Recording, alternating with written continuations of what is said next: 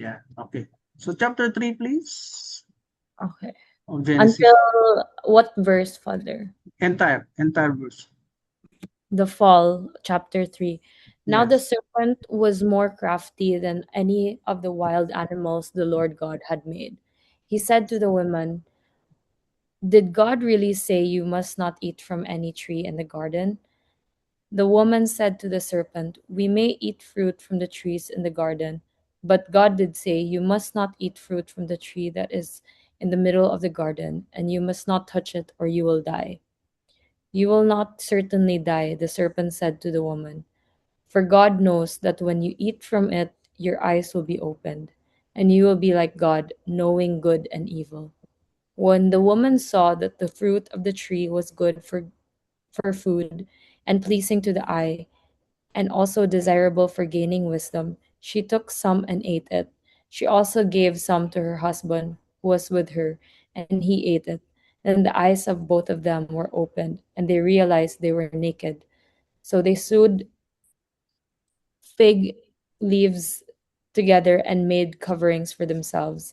Then the man and his wife heard the sound of the Lord God as he was walking in the garden in the cool of the day, and they hid from the Lord among the trees of the garden. But the Lord God called the man, "Where are you?" He answered, "I heard you in the garden, and I was afraid because I was naked, so I hid." And he said, "Who told you that you were naked? Have you eaten from the tree that I commanded you not to eat from?" The man said, "The woman you put here with me, she gave me some fruit from the tree, and I ate it." Then the Lord God said to the woman, "What is this you have done?" The woman said, "The serpent deceived me, and I ate." So the Lord God said to the serpent, "Because you have done this, are you above all livestock and all wild animals. You will crawl on your belly, and you will eat dust all the days of your life. And and I will put enmity between you and the woman, and between your offspring and hers. He will crush your head, and you will strike his heel." To the woman he said, I will make your pains in childbearing very severe. With painful labor you will give birth to children. Your desire will be for your husband, and he will rule over you." To Adam he said, "Because you listened to your wife and ate fruit from the tree about which I commanded you, you must not eat from it. Cursed is the ground because of you. Through painful toil eat from food you will eat food from it all the days of your life. It will produce thorns and thistles for you, and you will eat the plants of the field. By the sweat of your brow you will eat your food until you return to the ground, since from it you were taken, for dust you are, and to dust you will return. Adam named his wife Eve, because she would become the mother of all the living. The Lord God made garments of skin for Adam and his wife and clothed them. And the Lord God said, "This man has now become like one of us, knowing good and evil. He must not be allowed to reach out his hand and take also from the tree of life and eat and live forever." So the Lord God banished him from the Garden of Eden to work the ground from which he had been taken. After he drove the man out, he placed on the east side of the Garden of Eden cherubim and a flaming sword flashing back and forth to guard the way of the tree of life. Yun, thank you, Aubrey, for reading that. Isa-isayin natin, ano pa mga nangyari dito kasi this is actually loaded din, loaded of information, loaded of wisdom, loaded of answers to all our questions in life kasi dito nagsimula ang Oh. lahat. Okay. Yung serpent daw was more crafty than any of the wild animals. So serpent, Was that sabi serpent, father, or snake? snake Snake. na rin yan eh. Oh. Snake na rin eh. Actually, dati yung may paa. Kaya Mm. yung ayon sa mga eksperto, merong protruded sa katawan ng ahas, protruded na supposed to be paa nila, pero naputol. Mm. Mm. Kaya sabi kasi dito, uh, simula sa araw na to, pinarusahan din siya, no? Pinarusahan din yung snake. Gagapang ka mula sa iyong belly, no? Sa iyong tiyan. Kaya talagang gumagapang lang ahas na wala yung paa nila. They were also likened into a lizard, eh. Di ba? Lizard, may mga paa yan. Yeah. Sila Parang lang yung, amphibian. oo, sila lang yung kaisa-isang walang paa na mammals. Okay? So, totoo yung sinasabi ng Bible. Ang sabi sa ang sabi dito, lumapit yung ahas. Sinabi ba talaga ng Diyos na you must not eat from any tree in the garden? Sinabi ba talaga niya yun? Kinorek Mhm. niya, kinorek siya ng babae. Sabi ng babae, wala pang Eve dito ah. Wala pang Eve or woman or husband or wife na sinasabi dito kasi hindi pa sila mag-asawa at that time. Although nagkaroon na ng acceptance sa chapter 2, di ba? Asawa ko to. This is now bone of my bones, flesh of my flesh. Dito kasi hindi pa pinapangalanan as Adam and Eve. Now, the woman said to the serpent, we may eat fruit from the trees in the garden. Pwede raw kumain ng kahit anong fruit dito sa garden. But God did say, sinabi daw niya na you must not eat fruit from the tree that is in the middle of the garden. In the middle. And you must not touch it or you will die. So kinukot ng babae yung statement kasi naka-open and close parenthesis na ay ano eh open and close ano tawag dyan? I forgot that. So yung instruction if you will recall was given only to the man no sa chapter 2. Paano nalaman ng babae? Yan. Di ba? That's my That's the question. question. Paano nalaman ng babae? It turned out later on, sabi ni Apostle Paul sa chapter 2 ng Corinthians, sabi sa mga kababaihan, if any man wants to know things, let them ask their husbands at home. Because the husband daw is the teacher of the wife. So pag teacher pala ang husband ng bawat wife, the husband then requires to be knowledgeable of anything na itatanong ng wife. Kailangan mo maging ready, Lawrence, sa mga bagay-bagay na pwedeng itanong sa'yo ni Aubrey. Yeah. Required sa That's isang very husband. correct. Oo. Ano yan, Lawrence? Very correct. Yeah. Required sa isang husband na maging maalam sa basic carpentry, basic electricity, basic electricity na may kinalaman sa pagre-repair sa bahay. Basic, alam mo alam mo din dapat ang current events. Alam mo din dapat ang history. Alam mo din dapat ang philosophy, etc. etc. Required sa atin bilang teacher na matuto ng mga bagay-bagay. Kaya nga, isa sa mga nagugustuhan ng mga babae sa lalaki ay yung lalaking smart, no? Lalo na kung very conversationalist, ano? Ang galing magsalita, may laman, hindi lang basta nag-opinion, di ba? Hinahangaan niyo yung mga ganun lalaki, Aubrey. Yeah. Kasi nai-impress yung babae sa ganung lalaki because naka-template eh. Naka-template sa katauhan ng bawat babae na kung ano ba yung dapat na meron sa isang lalaki. Okay? Kaya the Bible talks about that.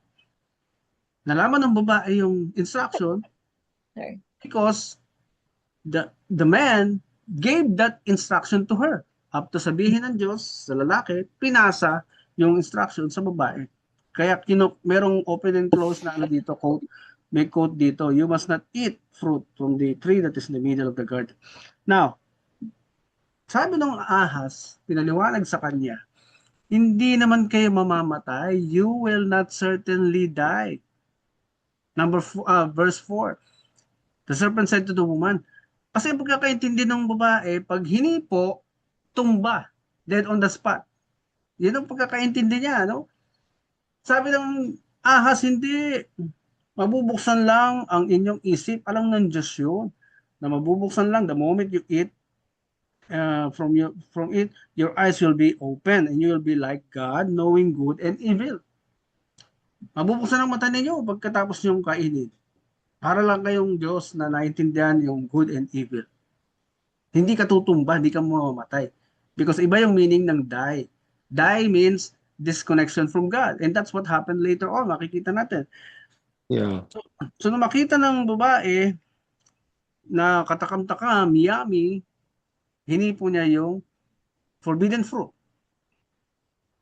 And she also gave some to her husband. Nasaan yung husband niya? Who, verse 6, who was with her. Her. Kasama niya, katabi niya. Serpent. Diba? Nandun lang. Hinahayaan yung mga pangyayari. Okay. In connection with this, I read a case in the US Supreme Court, Lawrence and Aubrey, dito sa book ni Dean Mel Santamaria, sa Persons and Family Law. Meron siyang sinight dyan na isang case sa US na ang judgment ay nagbase dito sa verse ng Bible. Alam niyo ba, sabi nung isang army, nag-file siya ng adultery complaint, no? Adultery complaint against his wife. Ang third party, yung kanilang driver, ano? Yung kanilang family driver. So nag-file siya adultery, sabi ng judge sa kanya, sabi ng court, you are in connivance to this adultery case na final mo. Eh nagulat siya, anong connivance? Sabi ng korte, alam mo na palang nangyayari yan, matagal na, hinayaan mo mangyari, at ngayon ka lang nagpa-file ng case against your wife.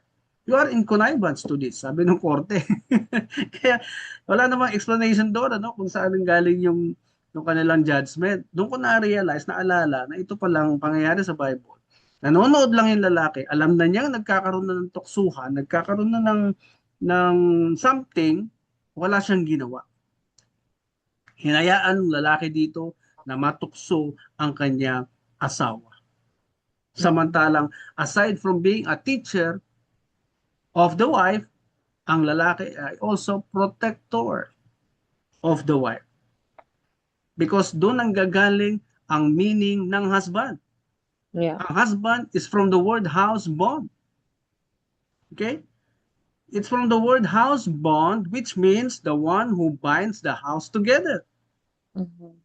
Kahit i-google niyo yan, origin ng word na husband is from the word house bond, the one who binds the house together. So which means, protector ka ng pamilya, protector ka ng asawa mo, protector ka ng mga anak mo. Kaya ka binigyan ng mas matibay na muscle at mas matibay na buto para magampunan mo yan pagiging security, protector ng iyong pamilya. Make sense, Lawrence? Yeah. Diba? Oo. Nagpabaya ka dito, sabi nung korte. Doon sa army na nag-file ng adultery. You are in connivance. Kaya dito sa pagkakasalan ng babae, katabi lang pala niya yung husband niya, wala siyang ginawa, hindi niya kinontra, hindi niya pinigilan. You are in connivance. Meron kang pagkukulang. Meron kang hindi ginampanang trabaho, which is to protect your wife. Which is, nasa loob kayo ng Garden of Eden, sinabihan na kita from the beginning, take care and protect it.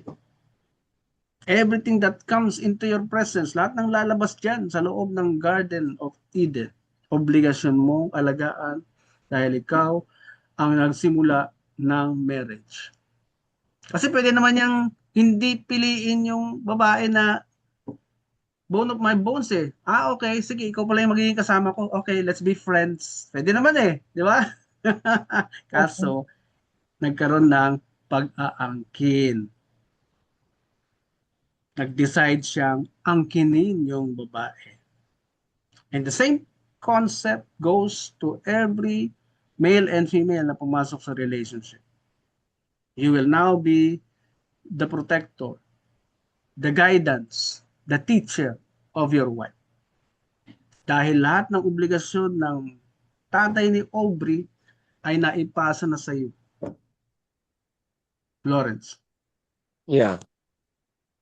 At yung paglalakad sa wedding, the transfer of the father of the bride to the groom becomes a symbol for that obligation. Okay? So, hindi lang basta simpleng, ito na anak ko, sige, pakasalan mo. No, it has a deeper meaning. The real purpose of that is to tell the groom na I'm transferring all my obligations to my daughter, to you, as her husband now. Okay? Okay po. Yeah. Okay. And so, nung pinitas na yung prutas na pinagbabawal, eto na, kasi that's in the middle, eto na. Alam niyo ba may mga eksperto na naglabas minsan ng naglabas ng, ni-research ko talaga yan eh. Merong isang libro na ang title ay The First Orgy. The first orgy happened in this Garden of Eden. Kaya marriage talaga nangyari dito. Nagkaroon ng unang pag-aasawa. Dito talaga 'yon. Okay? Kaya dito nagbigay ng emphasis ang Bible because after the marriage, eto na, nabuo na ang mga institusyon, gobyerno, kingdom, etc., etc. They all started from the marriage. Kaya nga pagka wala sa ayos ang marriage, affected lahat, everything that follows in their lives will always be affected kapag hindi maganda ang relationship ng mag-asawa sa loob ng bahay. Okay? Now, Yes. when they committed the mistake, hinanap silang pareho. Ang unang sinermonan, sino? Sinong hinanap niya una? Si Adam. Si lalaki, no? Si Adam. Sabi niya, bakit niya hinanap? Kasi yun ang unang pinagbilinan eh. Di ba? Sa kanya pinasa yung instruction eh. Din siya yung unang hinanap. No? Ordinarily, tayo din, ganun din. Pag umalis tayo ng bahay, meron tayong pinagbili ng tao. Siya rin yung magpapaliwanag sa mga kapalpakan. Okay. Where are you? Sabi niya, narinig kita sa garden eh, and I was afraid because I was naked. So, paano mo nalaman nakahubad ka? Yung babae pong binigay niyo sa akin eh. So, lumabas na yung natural tendency ng tao na magturo pag nasusukol. No? Iligtas yung sarili. Self-preservation. Tinuro niya yung babae. When the woman was questioned also, ano tong ginawa mo? This is the very first interaction of God to the woman. Sinesermonan pa. First interaction. Sabi niya, ano tong ginawa mo? Sino-sino babae? The serpent deceived me and I ate. Okay? Then the Lord God said to the serpent, sinermonan din yung serpent, di ba? Curse above you all livestock. You will crawl on your body, on your belly, and you will eat dust all the days of your life. Then, to the woman he said, dito na nagkaroon ng organizational change. Kasi kanina, pantay ang male and female, ano? So dito, nag-asawa silang dalawa, hindi na equality. Kailangan ayusin ng Diyos yung setup ng male and female, otherwise, sa sobrang galing nitong dalawang to, sobrang smart nitong dalawang to, baka magpatayan, baka laging magbugbuga, baka laging magtalo. Kaya inayos ng Diyos. Ano sabi niya ulit? To the woman he said, verse 16. Pakiulit mga Aubrey. I will make your pains in childbearing very severe. With painful labor you will give birth to children. Your desire will be for your husband, and he will rule over you. Okay, thank you Aubrey. These are 4 things, effects ng pagiging wife mo, effects ng pag-aasawa mo. 4 na bagay. Number 1, madadagdagan ko ang hirap sa iyong panganganak. Siguro dati madali lang mga anak, di ba? Kahit walang sex, pwede mabuntis ang babae, madali ang panganganak. Siguro. Kaya nga merong artificial insemination na naisip ang tao. Because Virgin Mary nabuntis nang walang siping. Di ba? Sabi nga ni Joseph, hindi ko nga tinatabihan yan eh. Hindi ko anak yan. Sabi ni Joseph, biglang nabuntis eh. Because of the Holy Spirit. So which means, ang babae may capability na talaga mabuntis even without the man. Okay? Yeah. Pangalawa, with painful labor you will give birth to children. With painful labor. mahihirapan ka sa iyong pagbubuntis. Ibig sabihin, yung baby na nasa loob ay kailangan i-check up, i-monitor lagi. Mhm. Bigyan ng sapat na sustansya yung nanay para ma-develop yung bata ng husto, yung kanyang physical aspect. Di ba? Yeah. So, kailangan budgetan yan. Hindi yan pwedeng sagot lang ng babae. Lawrence. Di ba? Yeah. Maglereklamo yan si Aubrey kapag ang check-up, laging sagot niya. Ha? Yeah.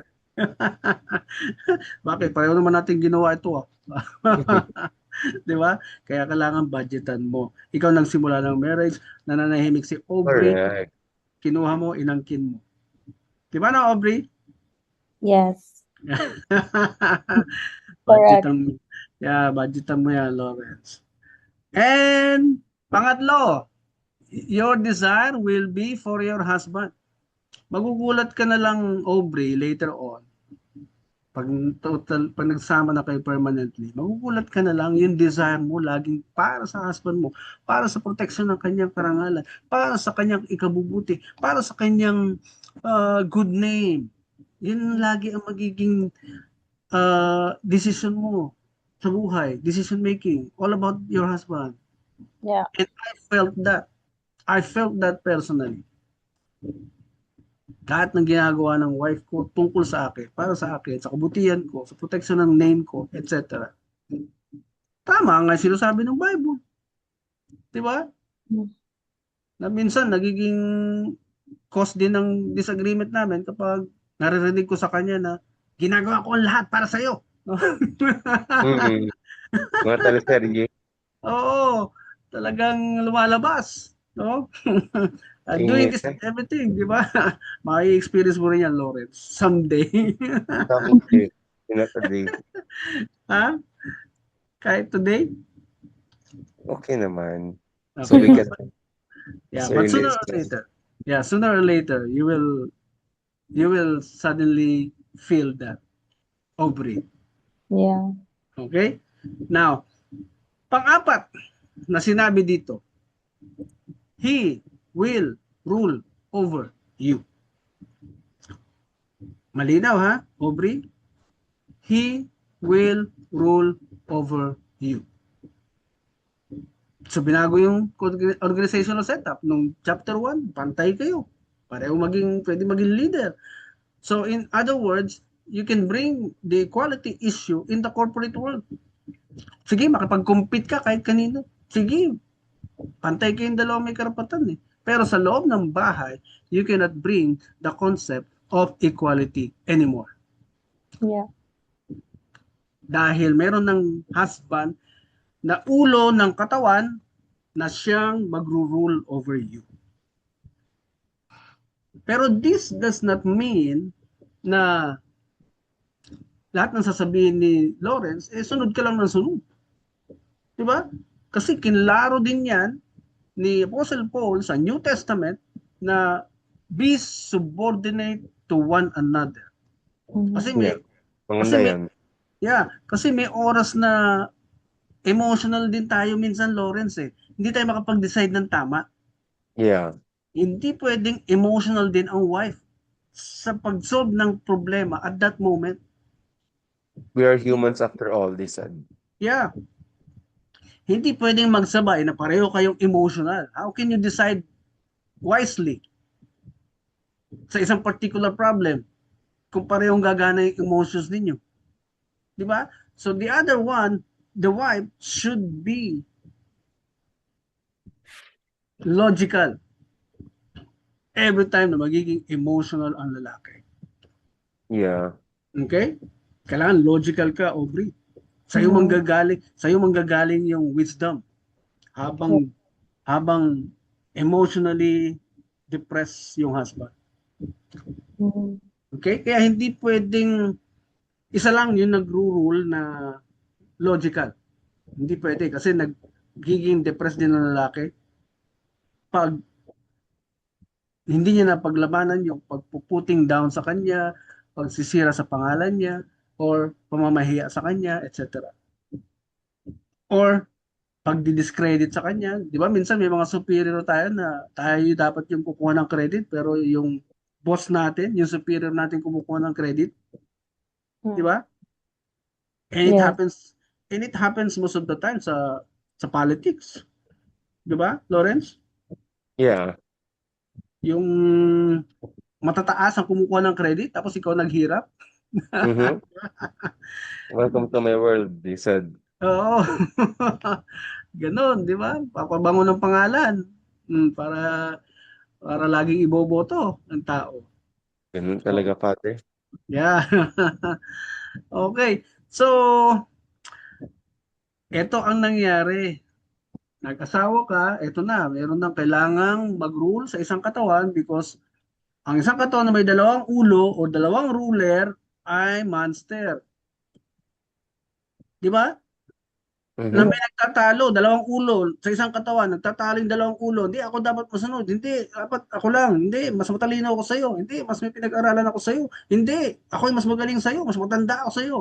So that's what happens when there are two heads in one body. Di ba sabi ni Adam kanina, and he will this reason the man will leave his father and mother and be united to his wife. For what purpose? Yeah.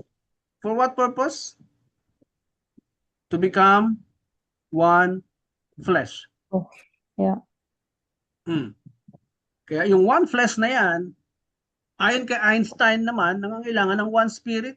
Sabi niya, marriage is a risk, but you will only enjoy your partnership together if you have one spirit. That's the words of Einstein. You can also look for that in Google later on. So yung one body na sinasabi sa Bible, even si Jesus, kinote niya si Adam saying that ay one body, one flesh requires only one spirit. Kaya hindi pwede magsabay yung dalawang spirit sa isang katawan eh. Naintindihan nyo? Yeah. Magi-struggle, maglalaban. Isa lang yung pwedeng maiwan sa one flesh na ito. Now, Mm-hmm. sa conclusion ng ating session, I want you to read. Nawala si Aubrey ah. Of Yeah, masok na ulit. I want you to turn your Bible to the reasons why nagkakahiwalay ang mga tao, nag-asawa. Turn to the part where Jesus is talking to the Pharisees during his day about divorce. Please turn to Matthew chapter 7. Matthew chapter 7. Yeah. Matthew.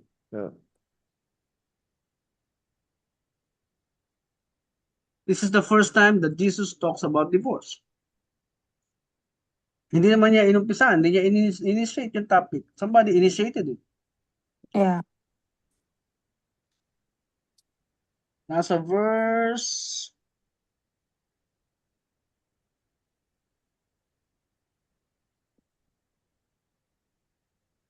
'di yata dito. Hindi dito.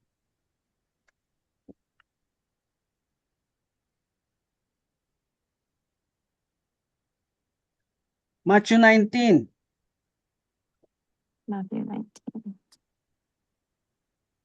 Matthew 9. Verse 19. Is that when Jesus had finished saying these Yes. things? Please read, Lawrence. When Jesus had finished saying these things, he left Galilee and went into region in Judea, to the other side of the Jordan. Large crowds followed him, and he healed them there. The Pharisees came to him and tested him. They asked, "Is it lawful for a man to divorce his wife for any reason, no, for any and every reason?" "Haven't you read," he replied, "that at the beginning the Creator made them male and female, and said, 'For this reason a man will leave his father and mother and be united to his wife, and two will become one flesh. So they are no longer two, but one flesh. Therefore, what God has joined together, let no one separate. Why then? They asked. Did Moses command that a man gives his wife a certificate of divorce and send her away? Jesus replied, Moses permitted you to divorce your wives because your hearts were hard. But it was not this way from the beginning. I tell you that anyone who divorces his wife except for sexual immorality and marries another woman commits adultery. The disciples said to him, if this is the situation between a husband and wife, it is better not to marry. Jesus replied, not everyone can accept this word, but only those to whom it has been given. For there are eunuchs who were born that way, and there are eunuchs who have not been eunuchs by others, and there are others who choose not to live like eunuchs for the sake of the kingdom of heaven.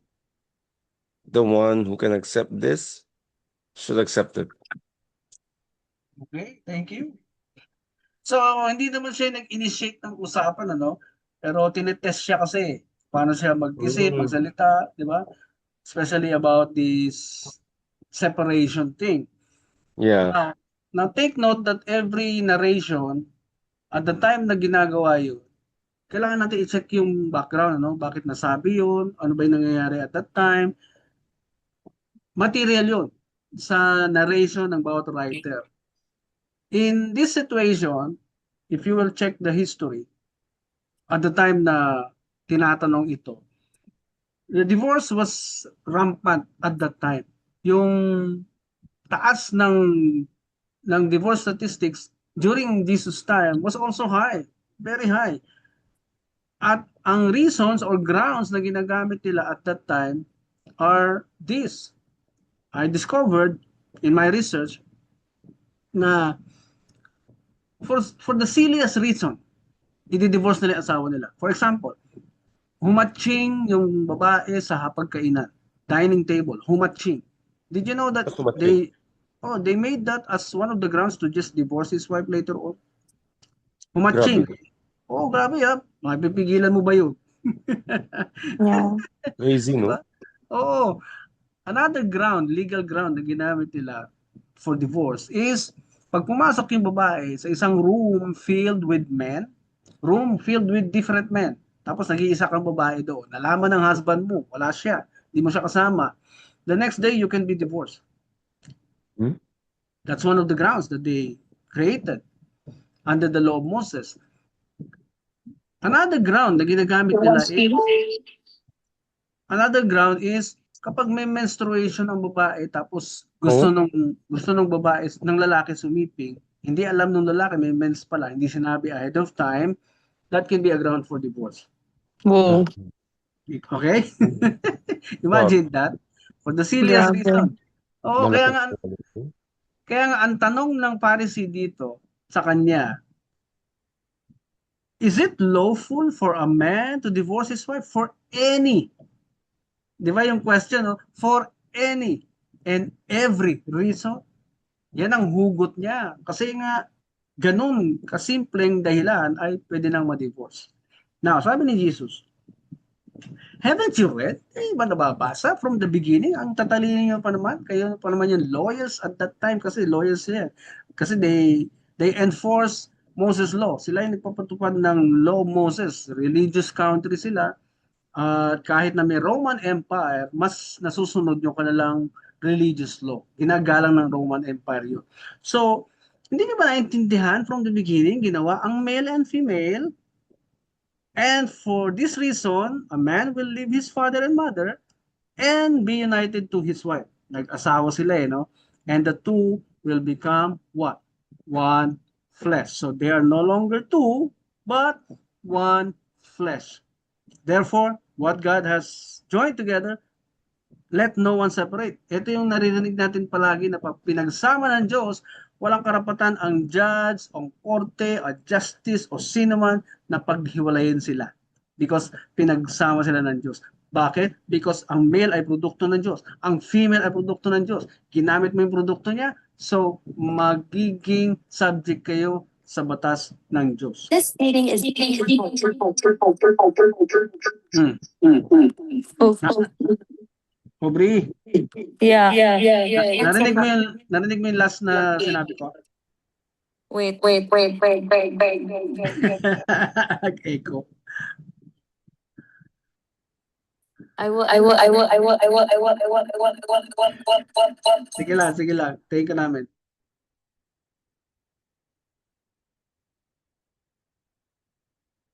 Hello? Yan, okay ka na. Yeah. Narinig mo yung last part na sinabi ko? No, nag-echo siya. Ay, echo. Okay. Ngayon, okay na. Okay, baka naalala ni Lawrence. Lawrence, can you help me explain to Aubrey yung last part na sinabi ko? So which it also echoed, so I couldn't hear it properly. Echo din. Yeah, Okay. because the feedback sa speakers dito. Sige, ulitin ko.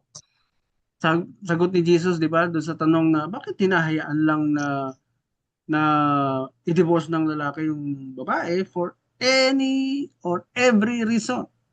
Yeah. Sabi ni Jesus, hindi naman ganyan from the beginning. Hindi ka ba nababasa, di ba?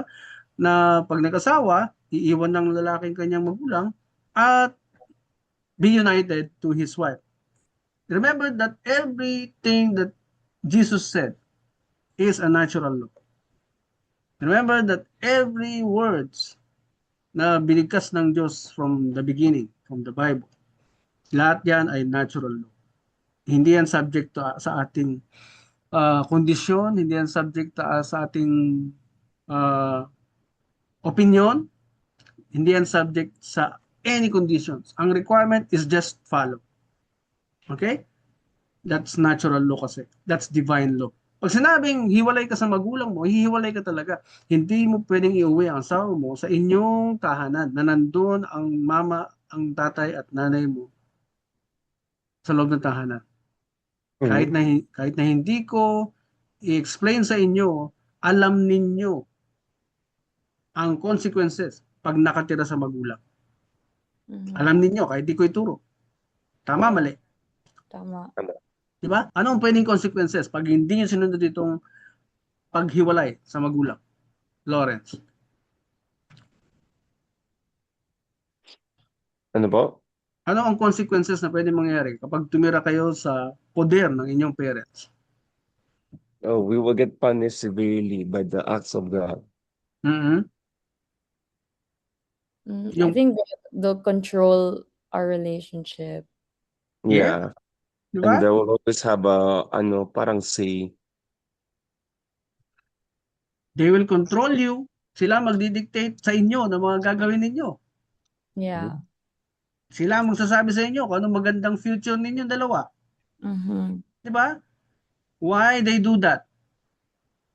Because, Aubrey?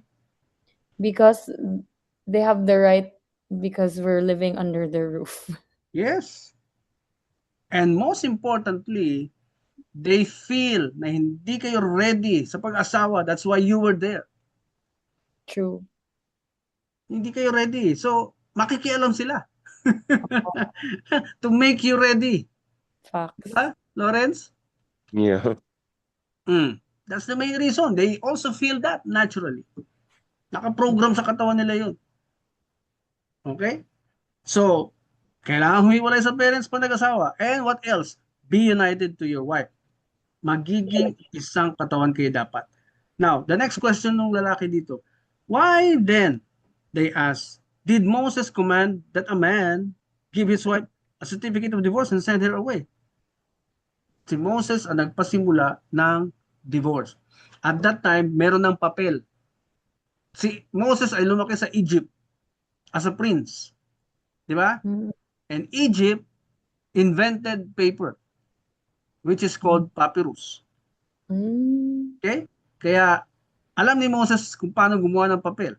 He lived in a kingdom who produces papers. Okay? Mm. Kaya nauso yung pagbibigay ng certificate of divorce. Ayaw ko na sa'yo, ayaw ko na sa'yo. My gosh.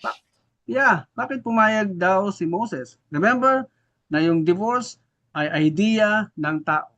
Hindi mo yan makikita sa kahit na anong salita ng Diyos. That He permitted for these two people to divorce themselves. Hindi mo makikita sa words ni Jesus yan, the words ng Diyos, even from the Old Testament. Mm. Okay? Yes. Kaya this is the idea of Moses. Before the Muslims came, bago pa nagkaroon ng Muslim religion, there was Moses. Okay? There was Moses. Kaya inadapt yan ng mga Muslims later on na kapag gusto nang hiwalayan yung asawa, bibigyan ng papel, I divorce you. 3 times, ilalagay doon, I divorce you, I divorce you, I divorce you. Verbal lang yon. Yung formal divorce, sa court na lang dinadaan. Basta pag sinabi ng husband na di-divorce ka na, talagang hindi na kayo magsasama kahit wala pang papel. Okay? Sasabihin lang 3 times. That's the way of the Muslim. Okay. Sabi ni Jesus, permitted you to divorce your wives because, anong reason? Because, Lawrence? Your were hard. Nabasa mo, Lawrence? Verse 8? Moses permitted you to divorce your wife because your hearts were hard. Okay. Ano ba kasi ang reason kung bakit pumapayag na paghiwalayin kayo ni Moses? Because your hearts were hard. They don't see eye to Katigasan. eye. Ano na? They don't see eye to eye anymore. They don't see eye to eye. Alam mo kung ano yung nire-refer ni Jesus dito? Sino po? Ayaw niyong maging isang katawan. Okay? Mhm. Ayaw ninyong mag-meet in the middle. Ayaw ninyong magkasundo. Ayaw ninyong pakinggan yung kabila. Ayaw ninyong meet in the center. Alam mo, nagustuhan ko yung word na yan doon sa previous couple ko the other day. Sabi nila, causes of separation, isa yan, yung meeting in the middle. Totoo naman. Kailangan nyo mag-meet in the middle. And how do you do that? Of course, pakinggan mo yung asawa mo. Yeah. Di ba? Lawrence? Yeah, correct. Papakinggan mo yung POV. Alam mo ba, usong-uso yung POV ngayon? Ano yung POV, Aubrey? Point of view. Point of view. Kasi, nag-aral din naman yung asawa mo eh. Di ba? Nag-aral ng magulang niya yan. Nagkaroon ng nakapasayan. Smart, no? Women are designed to be smart. Lawrence, you need to know that. Very smart. They're always correct. Yes. They always correct. Kaya, ang magiging setup, actually, meron kang gustong desisyonan, meron kang gustong gawin. You get your wife, consult her, get her point of view, get her the logical reason why he opposes that, or sometimes she supports that. Talagang ilalatag nyo yung inyong ideas. No, this is my idea. Can you support this? Siyempre, pwede sabihin ni Aubrey, napag-isipan mo na ba yan? Kasi ramdam ko, no? Ang babae, merong gano'n, ano? May kutob.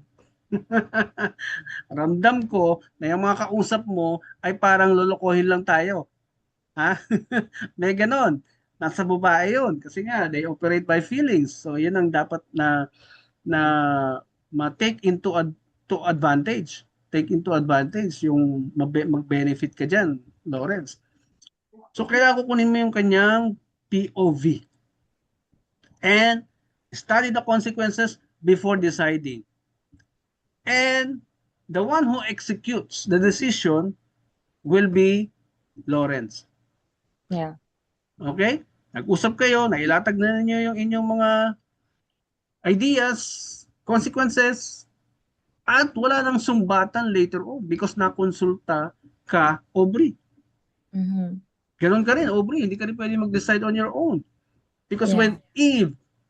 when Eve decided to touch the forbidden fruit, everything fell apart. Yeah. Kaya pag inunahan mo sa pagdidesisyon si Lawrence, talagang away yan. Gulo yan. Okay? True. Kaya do not decide alone. Let him take the lead. Let him execute the decision after you are consulted. Kaya ang naging lasting effect ng pagsuway ng babae dito sa Garden of Eden, sila ay pinalayas. Pinalayas. Matapos palayasin, naglagay ang Diyos ng cherubim dito sa last verse na may hawak na espada, na may apoy at umiikot-ikot para siguraduhin hindi na sila makabalik.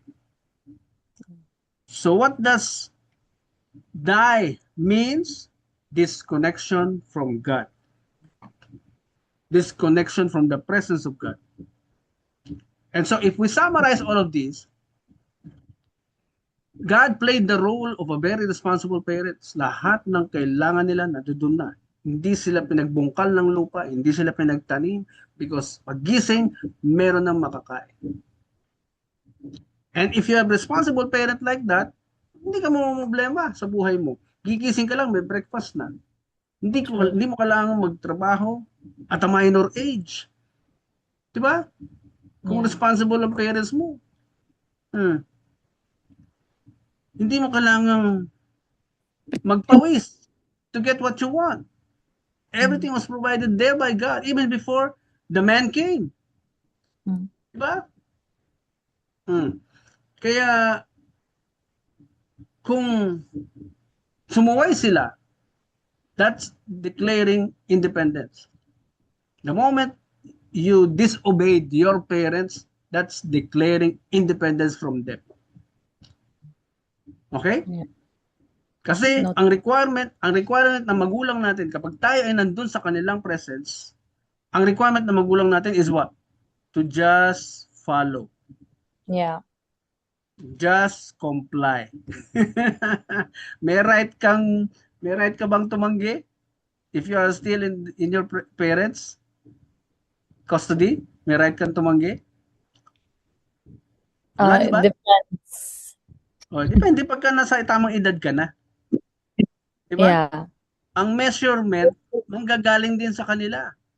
Pag nakita kanilang you are not messing up with your decisions in life, then they can declare, okay anak, kaya mo na mag-isa. Pero if you are still messing up with your decision making, talagang babantayan ka pa rin ng magulang mo. Yes. Diba, Lawrence? Yeah. Kaya the requirement is compulsory compliance, compulsory obedience until we are matured enough. So, pinalaya sila, nawala sa presence ng Diyos. Alam niyo sumunod na nangyari? Nawala ang presence ng Diyos sa kanila. Nawala ng guidance. Sabi ng Diyos sa lalaki, lahat ng kakainin nyo ay bubungkalin mo na, itatanim mo na. Because when you were in the garden, wala kang problema doon sa pagkain. Diba? Now, asawa ka na. And it's awkward na iuwi natin yung asawa natin sa bahay, tapos yung magpapakain yung ating parents. Hindi rin maganda, di ba? Pero naging practice ng maraming Pilipino. Dahil sa what? Dahil sa maling pagkakaintindi sa pagpaparami. Ang unang utos pala ay maging fruitful muna. Because pag naging fruitful ka na, kumikita ka na, people are looking for you everywhere you live. Pinabayaran ka. Pwede mo nang masustain yung needs na mga susunod mo pang ilalabas. The moment you multiplied yourselves. Kasi kayo yun di ba? Pagka nagkaanak kayo, kayo yun, kayong dalawa yun. Yeah. Na naging isa. Naging isang human being. Pag minultiply nyo pa uli sarili nyo, o mga another anak, that's also you. Multiplication of yourselves. Tama. But if you are fruitful enough, before you multiplied, walang problemang palakihin sila. Because constantly, tumutubo ang fruits mo, hinahanap ka ng tao, you are being paid. Yeah. Understood? Understood. Yan. So, anong reason kung bakit nasisira ang relationship? Dahil sa kawalan ng consistency sa goal. Ano yung goal? To become one. One flesh. Discuss everything you need to decide as a family. Do not surprise one another. Siguro yung mga surprise ninyo, yung mga gifts ninyo. Yeah. But in major life decision, decide as one. Mm. And this is very basic.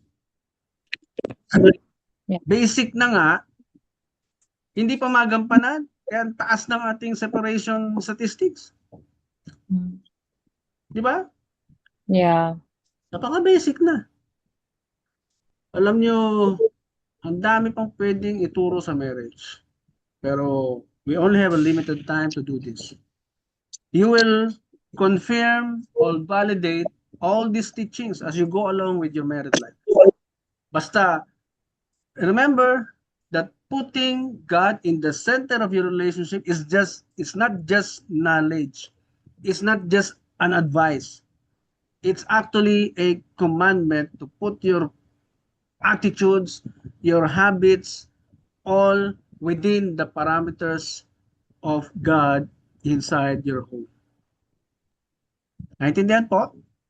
Yes, understood, Father. Yan. So,